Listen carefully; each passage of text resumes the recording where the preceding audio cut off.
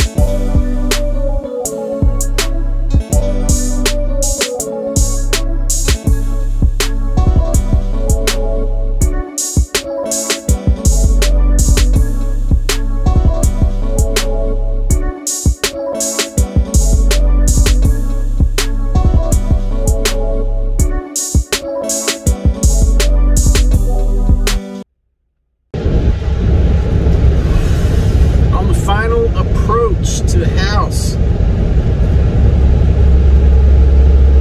Been a hectic week. Not really stressful, but sometimes it just doesn't work out like you planned.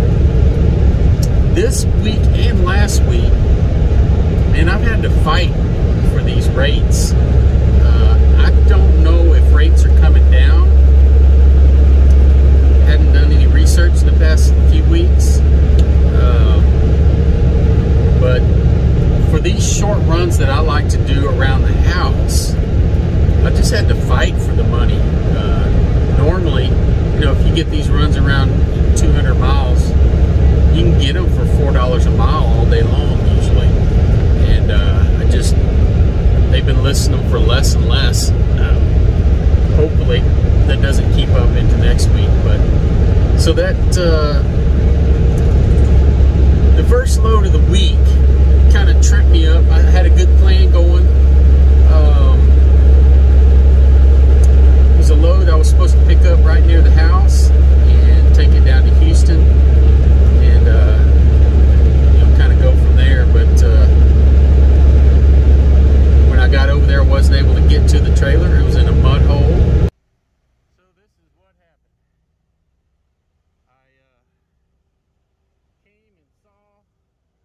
happened. And I wasted, they kept asking me to, you know, wait, see what they can do, and over. And, you know, my philosophy is, you know, treat people the way you want to be treated. So I was patient. I waited. They asked me to stay about 4 times. And finally at the last, I said, hey, if they were able to get the thing out, they would have done it before I showed up. So I need to move on. And so I was nice about it. They understood, and got a truck order not used for $300.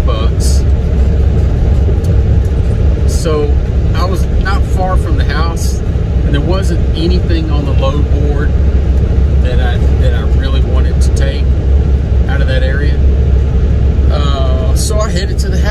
decided just to relax, start over the next morning, and got home, and I was able to book another load that picked up in Houston the next day, and they came straight back to the house. So got over there and picked that. It was a tanker. So here's what we're picking up today. Another tanker.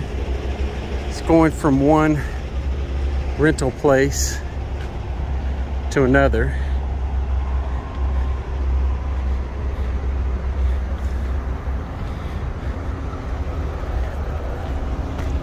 I actually have about 4 days to deliver this, so I could go to the house for 4 or 5 days if I wanted, but I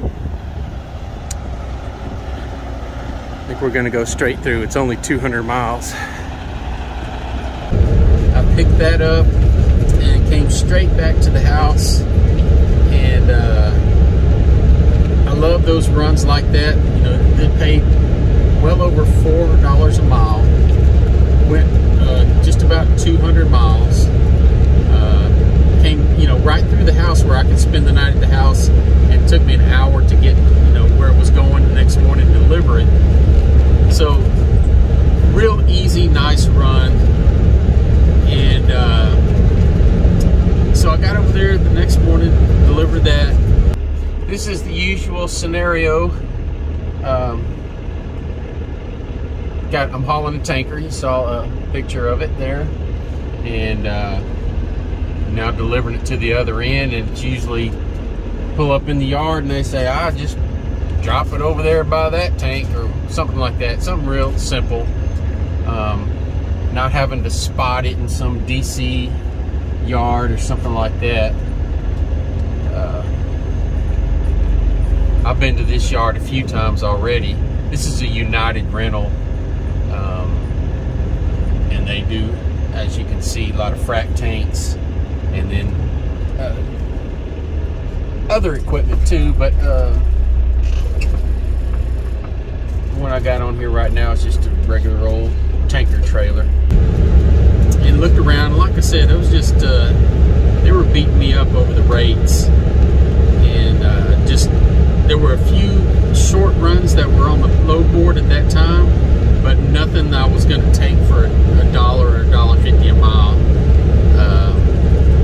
So I ended up booking a load going up to Wisconsin. It was a brand new chip trailer. It's been a long day. Finally got up here and got parked, and I just want to show you what I got here. It is a chip trailer carrying wood chips, brand new, and this load is paying about $2.40 a mile, something like that. And actually on this one had to, when I got there were no tags, so had to get online. It took about probably 5 minutes to get some temporary tags. Cost 50 bucks. Called the agent. He agreed to pay for them, so no big deal. We were on our way. And took that up there. Nice little run, and delivered that one to a farm up in Wisconsin. Then I got a little frustrated. I booked another load toward the end of the day. And f2f, they're on Eastern time, and they shut down about 4 o'clock. And I think they have like one person that stays, one kind of dispatcher, do-it-all type person that stays after 4 o'clock for emergency type purposes.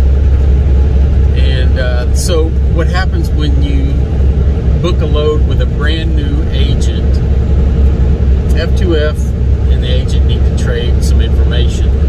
f2f needs to fill out a carrier packet, send it to them with insurance stuff, and the agent needs to fill out a broker packet, and f2f's finance department has to check their credit, you know, make sure they're going to get paid. So everything was done except for the broker filling out their part of the packet. And got to the end of the day, and I thought everything was done, but apparently they didn't fill it out in time. So it was about a 200-mile deadhead to get over to that next load. And I was a little frustrated because I didn't want to deadhead the whole way and not know for certain that this agent was going to get approved. Now, if my regular advocate had been there, you know, she would have told me right away by looking at their information they would have been approved. But the people who were there after hours just didn't know. And so I deadheaded about halfway there, got on the outskirts of Chicago, which, by the way, I don't see how anybody can afford to drive around Chicago. If you look at a road up there, you're going to be paying for it. It costs you about $100 just to drive by Chicago. It's ridiculous. But, so, yeah, I deadheaded about halfway there, spent the night, got up early the next morning. They got approved right away. Of course, that's the downfall and the benefit to f2f being on Eastern time. They shut down early, but they're up early for me. So got approved. I headed in, and wasn't in Chicago. It was just on the other side in Indiana. I grabbed that trailer. Had to do some work on the trailer. The people that I was hauling for bought it at an auction. Here we are picking up a trailer. Somebody bought this at an auction, and it looks like most of the stuff in here is wrecked or something. But this trailer seems to be in really good condition. But doing some shopping while I'm in here and get some really good deals on some of this stuff. Get a really good deal on this truck. It has automatic air conditioning right there. It's good for your skin. Oh, sunroof in the back. Look at that. Over here we have this is a new kind of trailer. This is a modified flatbed. So you can pick that up for really cheap. Lots of good stuff. Here's a go-kart. And it needed a little work before I could get it out of the yard. But we got it safe, got it out of the yard. And luckily on this one, I can deliver it. Today is Saturday.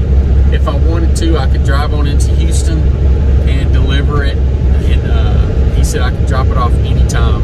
So I'm gonna wait till tomorrow, Sunday, and drive into Houston, drop it off, and then come back to the house. Tonight, I'm only about 30 minutes from the house, so I'm gonna do that, and then I'll be able to take care of some personal business on Monday. And then, luckily, I got a call back from the first load from the agent who I booked the first load of the week from that was parked in the mud hole that I couldn't get to. And they asked me if I would try it again. Apparently they got the road fixed and I'm able to get to the trailer, and I said, yeah, definitely. You know, it picks up right near the house, delivers to Houston, which is a good spot to get another load out of. So yeah, I'd do it. So hopefully it works out this time, and we can get that and get over to Houston and have another decent week this week. Past couple of weeks, they've been slow, not by, not because the freight has been slow, but the reason is that's the way I mostly planned it, just to be near the house. The week before last, I did one load. I wanted to be home for a birthday party, and then this week, I could have been running a lot harder, but I was at home a couple of nights this week, and it's just the way I wanted to do it. Like I said, I could have run a lot harder, made a few more dollars, but this is the way I like to do it.